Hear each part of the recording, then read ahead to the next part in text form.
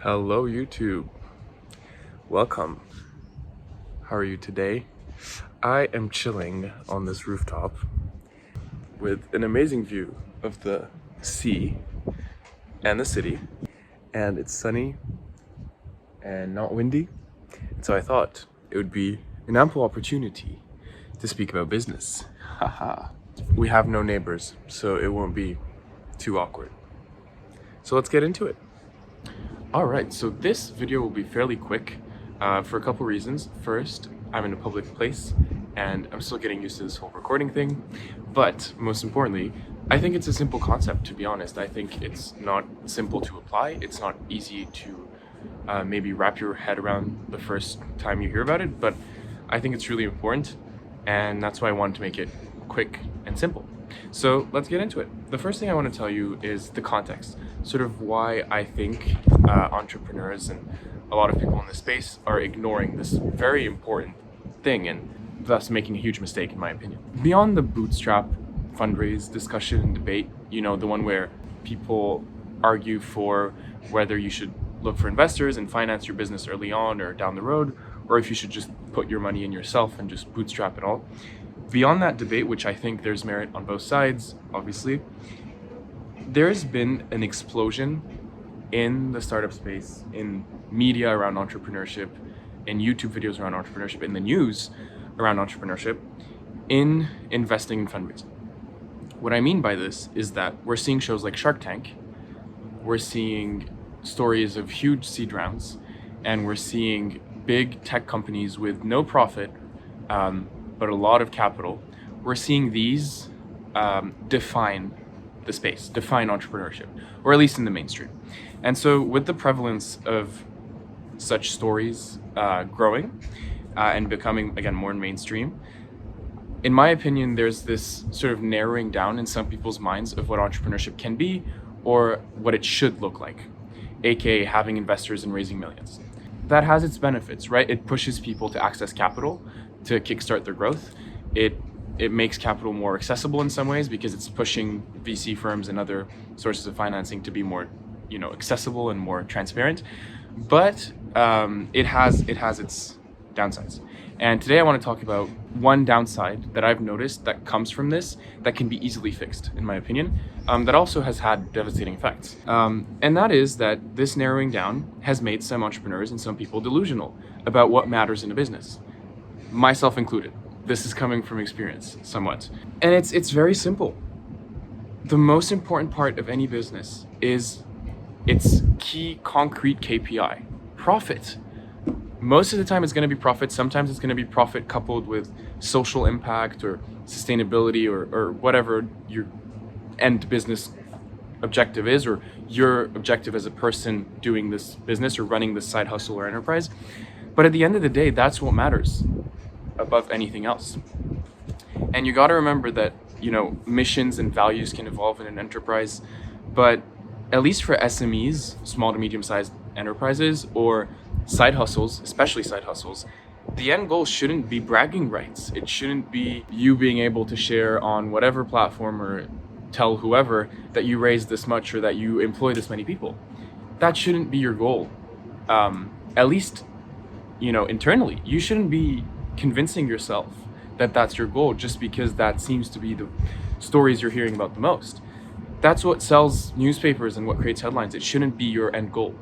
And I think that it goes, it's not just about how much money you raise, it's also about the size of your company. That's not what matters the most. What matters the most is profit. What matters the most is what you set out to do in the beginning with whatever enterprise you're running. And that should stay solid, in my opinion. Mission, values, all that can change, but that should stay solid. And here's the problem, and here's what's happening is that, with the delusion of this is what matters most, size of my company, how many people I employ, we as entrepreneurs, and I speak for not everyone, of course, but most of us, myself included at some point, are losing sight of what matters the most. And let me sort of get into how it manifests itself, how you can notice it, and how you can avoid it, most importantly, because I think it's such a simple fix. Maybe not an easy one, but such a simple one. So in business or side hustles or SMEs, you probably have three main areas. You have the operations, which is the delivery side, whether it's a product or service. It's everything that goes into delivering to your clients or customers what they're paying for. You have the marketing or the sales, which is actually getting those customers interested on different channels in different ways. And you have the administrative work. So being the CEO, handling the finances, handling the taxes, the accounting, handling all those things that, keep the business legal, viable, and running. These three things are crucial. Obviously, you can't have a business with one of these failing, but you can't have any business, and that's for sure, without, in my opinion, the most important part of all of this, the marketing and sales component, the clients and the customers, the paying participants in your business. Again, this in like social enterprises, or if your goal is sort of different than just profit, that would be like people donating or people benefiting socially from your enterprise. But anyway, I'll focus on side hustles because that's what I know best. That's what makes profit. I know of so many friends, colleagues, acquaintances, entrepreneurs that, have huge sales, but also spend a lot on marketing and sales and end up with negative profit or just no profit at all. And they still are happy with it and chill with it, or at least like use it as bragging rights. But, that's bad. You can be working towards profitability and that's great. But if you're so delusional, or you convince yourself that you're doing fine or you're doing well because you have these huge sales, I don't think that's a viable path to profitability. And so that's dangerous, in my opinion. And that's when we lose focus. I'll tell you personally what that looked like for me. It's a bit different. I love the admin part of running a business. I don't love doing taxes, but I love like understanding how that works. I love running a team. I love hiring. I love handling finances. I love the high level stuff. And that usually tends to be in the admin section of the three main circles we talked about. And so in one of my businesses, I had a period, even more, it was more than a couple months. It was really a chunk of a year where I just focused on that. I loved doing that. I handled everything administrative, and I loved it. I felt like I was, the CEO, right? But what I didn't notice is that putting so much time and effort into the admin part that I loved the most made me detract that time and effort from the sales and the marketing. And that is the lifeline of the business. Now, thankfully, I noticed it sort of, I don't want to say early on, but I noticed it before it could ruin the whole business. But I don't need to tell you how many stories there are of people who focused on the wrong parts of a business and just drove a business to the ground. And the sad part is sometimes that involves a lot of employees losing their jobs. Sometimes that involves a lot of paying clients, handling the repercussions, the negative repercussions. And so you got to sit down, and if you feel like you're in that situation where you're not focused on the right thing and you identify with what I said or relate to some part of it, maybe you didn't love the admin part, maybe you love the operations, you love to deliver perfect products and services every time, but you're noticing that your sales are going down or that you're not making a profit, but you just love what you're outputting, maybe you relate to those. It might not feel like it, but it's something you have to work on.